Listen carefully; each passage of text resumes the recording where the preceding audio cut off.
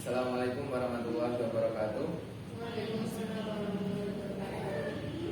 Yang kami hormati Bapak Ahmad Mustahil selaku Dosen Mata Kuliah Pendidikan Kewarganegaraan. Di sini kami kelompok 12 akan mempresentasikan judul Kewarganegaraan dan Pendidikan, Pengaruh Globalisasi Terhadap Kurikulum Kewarganegaraan di Sekolah Indonesia. Saya Muhammad Yulidarto selaku moderator. Dan saya Salma Nabila. Dan saya Rona Sari. Baik, kita mulai presentasinya. Silakan para moderator, para pemateri. Yang pertama yaitu pengertian globalisasi. Globalisasi adalah fenomena yang mendalam dan luas, mempengaruhi hampir semua aspek kehidupan manusia termasuk pendidikan. Konteks globalisasi dan pendidikan kewarganegaraan. Dalam konteks pendidikan kewarganegaraan, globalisasi mempengaruhi cara pandang dan praktik yang ada. Yang kedua, pengaruh globalisasi terhadap kurikulum kewarganegaraan di Indonesia. Ada dua aspek utama yang perlu diperhatikan dalam pembahasan ini. Integrasi nilai-nilai global dalam kurikulum dan penyesuaian terhadap kebutuhan lokal. Yang ketiga, studi kasus implementasi globalisasi dalam kurikulum kewarganegaraan di Indonesia. Untuk memberikan gambaran yang lebih konkret tentang bagaimana globalisasi mempengaruhi kurikulum kewarganegaraan di Indonesia, studi kasus akan dilakukan di beberapa sekolah yang mewakili berbagai jenis dan lokasi yang yang keempat, dampak globalisasi terhadap pembentukan identitas nasional. Salah satu dampak penting dari globalisasi terhadap kurikulum kewarganegaraan adalah bagaimana hal itu mempengaruhi pembentukan identitas nasional peserta didik.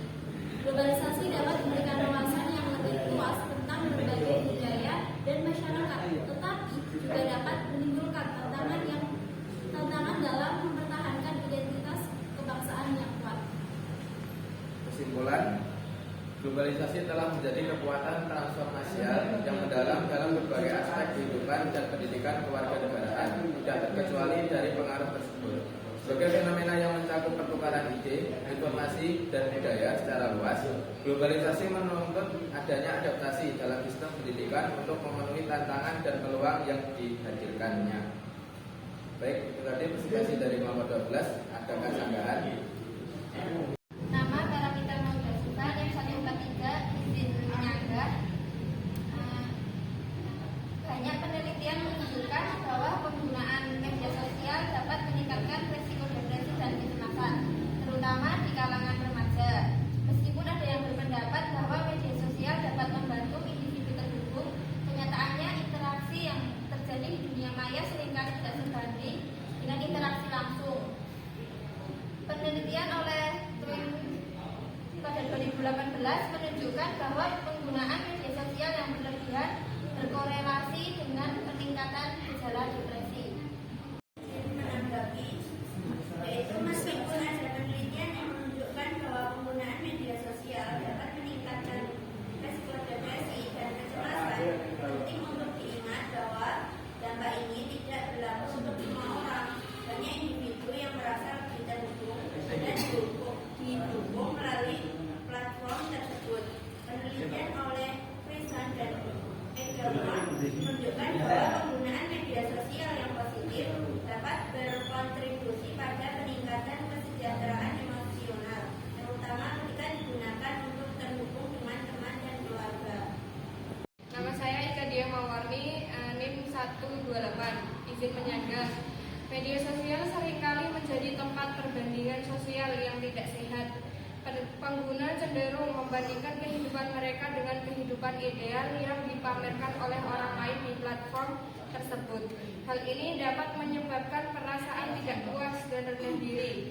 Menurut penelitian oleh Sturz et al. 2014, individu yang lebih sering menggunakan media sosial cenderung merasa lebih buruk tentang diri mereka sendiri karena perbandingan dengan orang lain. Baik, terima kasih atas sampaiannya. Saya ingin menanggapi yang kedua, meskipun perbandingan sosial bisa menjadi negatif, tidak semua perbandingan bersifat negatif. Beberapa pengguna media sosial menggunakan platform tersebut untuk mendapatkan inspirasi dan motivasi dari orang lain. penelitian oleh Vogel et al. Pada tahun 2014 menunjukkan bahwa perbandingan sosial dapat memiliki efek positif jika individu melihat orang lain sebagai sumber motivasi untuk mencapai tujuan mereka. Nama saya Muhammad Saputra dengan NIM 139, izin menyanggah. Penggunaan media sosial yang berlebihan dapat menyebabkan kecanduan yang pada gilirannya berdampak negatif pada pola tidur. Banyak pengguna yang menghabiskan waktu berjam-jam scrolling di media sosial yang mengganggu waktu tidur mereka. Penelitian oleh Levinson 2016 menemukan bahwa ada hubungan antara penggunaan media sosial yang tinggi dan masalah tidur yang dapat berkontribusi pada masalah kesehatan mental. Izin menanggapi sanggahnya ketiga, kecanduan media sosial memang menjadi perhatian, tetapi banyak pengguna yang mampu mengatur waktu mereka dengan baik. Penggunaan fitur pengingat waktu di aplikasi media sosial dapat membantu individu mengontrol durasi penggunaan mereka. Selain itu, media sosial juga dapat digunakan untuk tujuan yang produktif, seperti pembelajaran dan pengembangan diri. Menurut penelitian oleh Seabrook et al. 2016, media sosial dapat menjadi alat untuk memperluas jaringan sosial dan mendukung pembelajaran.